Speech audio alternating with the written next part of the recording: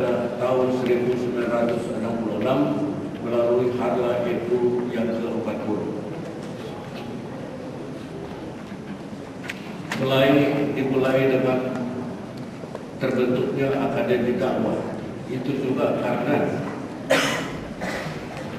adanya ketentuan dari Kepala Dakwah Kawasan Negara harus dikembalikan pada fungsinya sebagai semula. Maka gedung sekolah Bapelri yang terletak di Jalan Irian 78 atau 72 yang direbut oleh Ansor dan itu mulailah dikembalikan fungsinya untuk dibangun atau diisi dengan kegiatan pendidikan. Dimulai dengan Akademi Dakwah pada bulan Februari, kemudian tamatkan Akademi Irna atau Irma. Dari Akademi Dakwah tadi kemudian berkembang menjadi Fakultas Dakwah. Dari Fakultas Dakwah dikembangkan menjadi Universitas Undu, Universitas Atas Ulama, lalu menjadi Undu kembali yaitu Universitas Nusantara dan baru menjadi Universitas Al-Ghazali karena sesuai dengan ketentuan pemerintah tidak boleh menggunakan nama partai pada lembaga perguruan tinggi dengan menerapkan sistem alma mater. Ini lalu dijadikan Universitas Al-Ghazali pada tahun 1972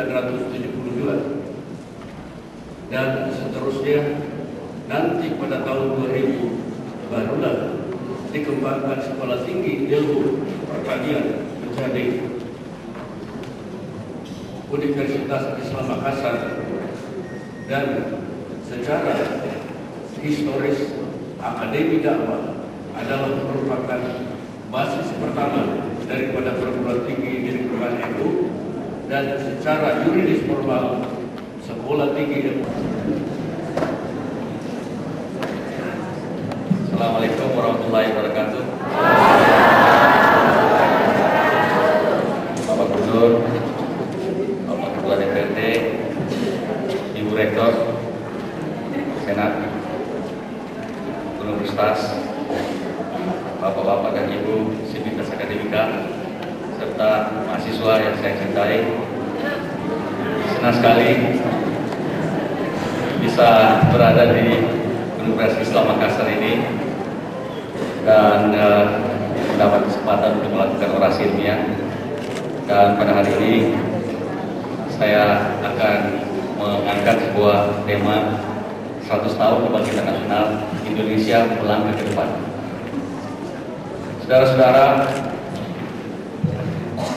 tahun 2008 ini adalah 100 tahun peringatan 100 tahun kemerdekaan, 100 tahun Kebangkitan Nasional yang diukur dari lahirnya Budi Utomo tahun 1928. Tahun ini selama 1 tahun ke depan melintas suku-suku bangsa, karena memang misinya pada waktu itu adalah perdagangan pribumi Islam.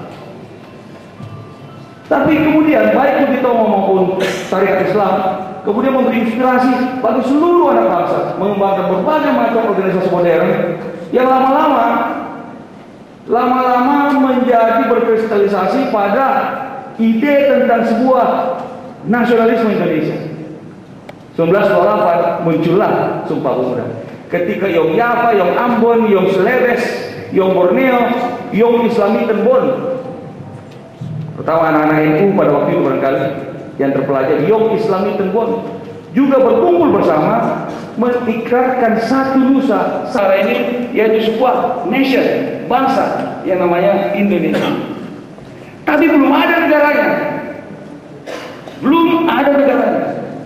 Negara baru muncul tahun 1945. Jadi berapa tahun? 17 tahun kemudian setelah 1928.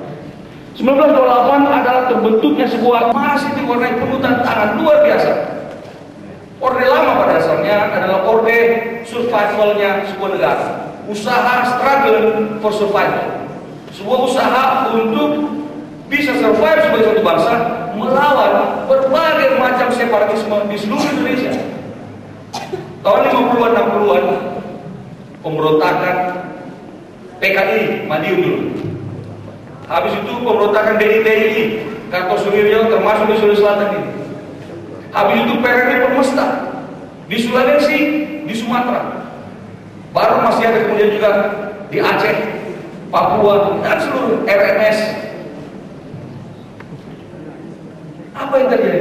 Tapi kita melewati masa Orde Lama, melintasi berbagai macam pemberontakan. Irian Jaya, Irian Barat waktu itu kembali ke pangkuan tanah air. Baru kita masuk kepada Orde Baru. Orde Baru pemberontakan boleh dikata mulai surut. Ya, kita bisa tidur di rumah kita masing-masing, tetapi mimpi kita satu, sebuah kebangsaan Indonesia. Itu jadi Ben Anderson sudah imagine begini. Orang aja bilang hidup aja. Apa namanya orang nulis begini? Merdeka tuh aja, ada di Papua. Jadi orang aja diganti menjadi orang Indonesia merdeka hanya ada di Papua. Rule of law. Ya. Jadi itu adalah mimpi-mimpi kita menjadi satu bangsa terhormat di muka bumi. Kalau orang Melayu bilang ini, orang Melayu tak Melayu hilang di bumi, itu kan kepada Melayu. Tak Melayu hilang di bumi, tak Indonesia hilang di bumi. Kedepan persoalan di Indonesia adalah bagaimana kita eksis. Bukan hanya lagi kita sudah melampaui pemberontakan, kita sudah melampaui proses kemerdekaan, kita sudah memperingati 100 tahun kemerdekaan Republik Indonesia. Pertanyaannya adalah 100 tahun ke depan bagaimana? Inilah sekarang kita bicara tentang globalisasi. Sebuah nation, sebuah kebangsaan di dalam konteks globalisasi. Tapi sebenarnya ini juga bukan sesuatu yang luar biasa benar. Tapi bagaimana kita bisa survive di dalam sebuah komunitas dunia yang luar biasa. Sekarang ini pergi ke London itu sama lamanya dengan pergi ke Luti berapa Melili kalau kita naik mobil. Saya ke Jakarta lebih cepat daripada kalau saya mau pergi ke Sinjai barangkali.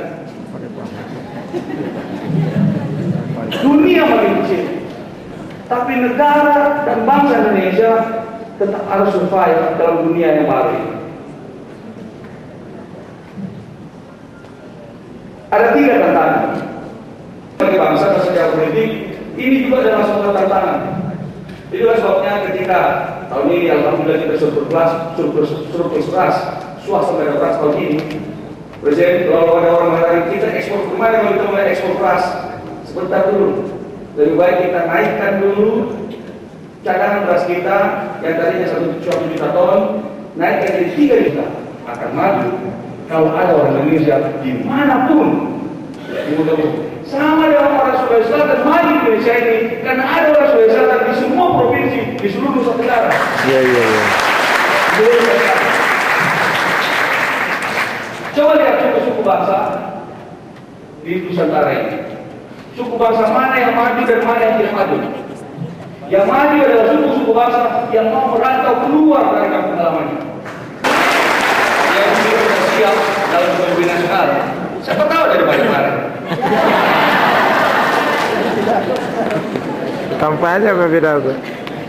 Yang terakhir juga saudara, tadi saya katakan ada 3 hal yang kita harus hadapi ke depan. Kita pengalaman, makanya kalau umur jangan kemana-mana, umur pengalaman.